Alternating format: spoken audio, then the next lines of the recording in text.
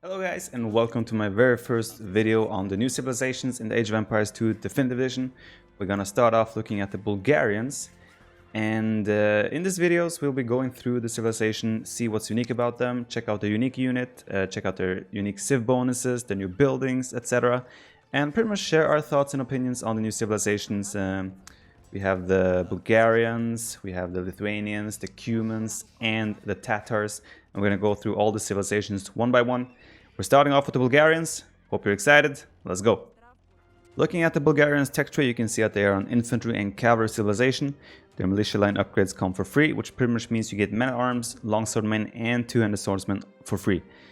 I think it's a good idea that they chose to not give them champion, because with the new research supplies that comes in Feudal Age, 150 food and 100 gold gives you that the militia line costs 15 food less.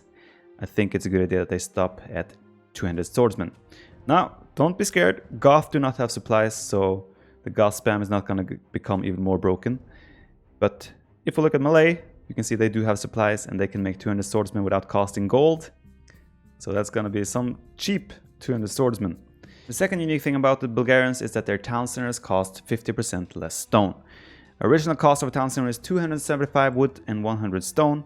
And the Bulgarians will get 50% less on that, so their town centers will cost 275 wood and 50 stone. Quick maths. The third thing about the Bulgarians is that they have access to a building called the Krepost.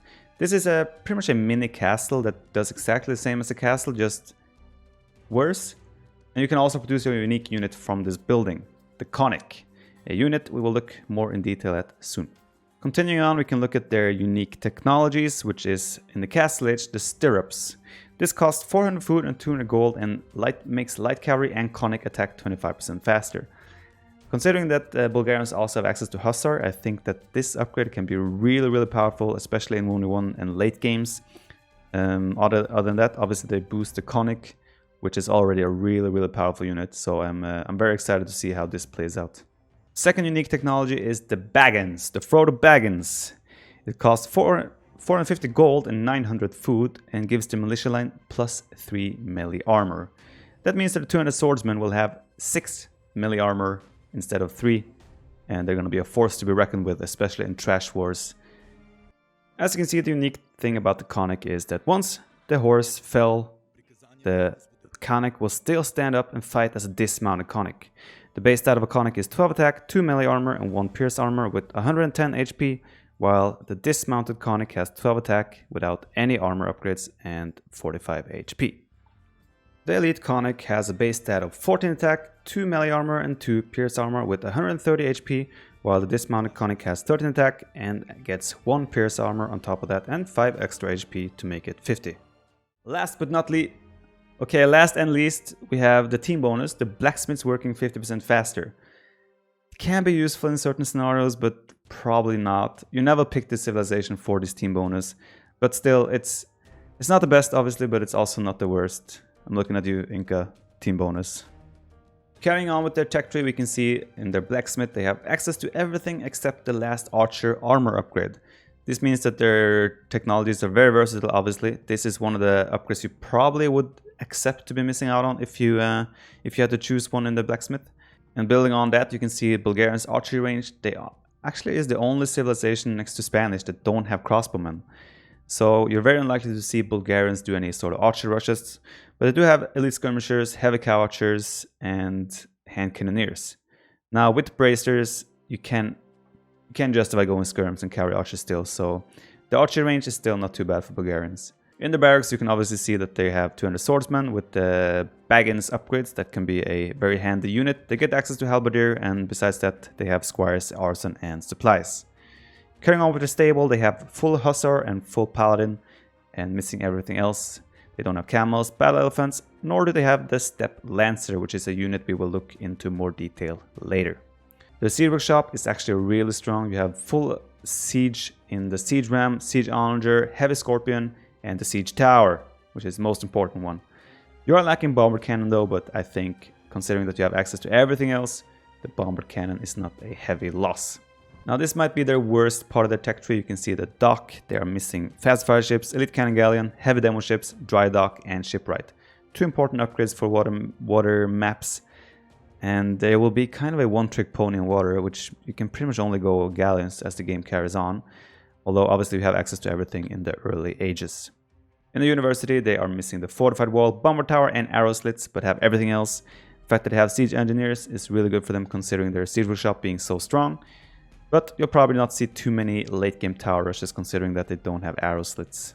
In the castle, they are missing hoardings. I think that's a good idea because if they could add hoardings to their crepe host as well, then might be too strong. The fact that they can build crepe host as well is a big compensation for missing hoardings. So I think no worries on that regard.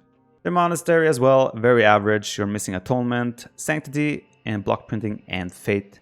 So a very average monk rush sort of civ. You'll probably see the monks being more utilized for picking up the relics and healing other units. But still, you have redemption, so not completely useless of a monastery. And looking at their economy, you can see that they have access to everything except 2 Mensaw and guilds. So economy upgrades not lacking for the Bulgarians either. I was asking around the experts in the field. I asked Doubt, MBL, T90, all these guys about their thoughts and opinions, but it didn't really talk much sense, so luckily I was able to find someone else. Isn't that right, Justus?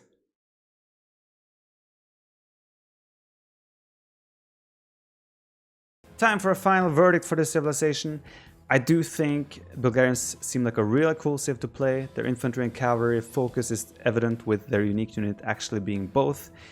They do have a little bit of lack in the archery range, missing crossbowmen, but I don't think that's going to hold them back much.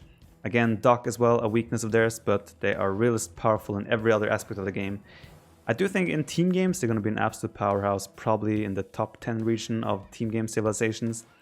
But I do think in 1v1, they're probably going to be held back a little bit by their lack of early economy bonuses. So probably in the top 15, top 12 range for 1v1, I would say. But again, in team game, absolute powerhouse. The Conic as well, being the unique unit, is probably one of the strongest units in the game at this point. They have already really good stats on their mounted Conic, and then to have the extra life in the dismounted Conic, I think this unit is probably one of the first units to be balanced, and like I said, it's probably one of the best units in the game at this point. That was the Bulgarians for you guys. I really hope you guys enjoyed the video. This is the first time I've done something like this. I will do this on the remaining civs as well, the Cumans, the Tatars, and the Lithuanians. And who knows, if you enjoyed this approach and the way I did this video, maybe I can go back and do them for all the old civs as well. Keep in mind, this is still early in the game and there's likelihood of changes and balance coming the next couple of months.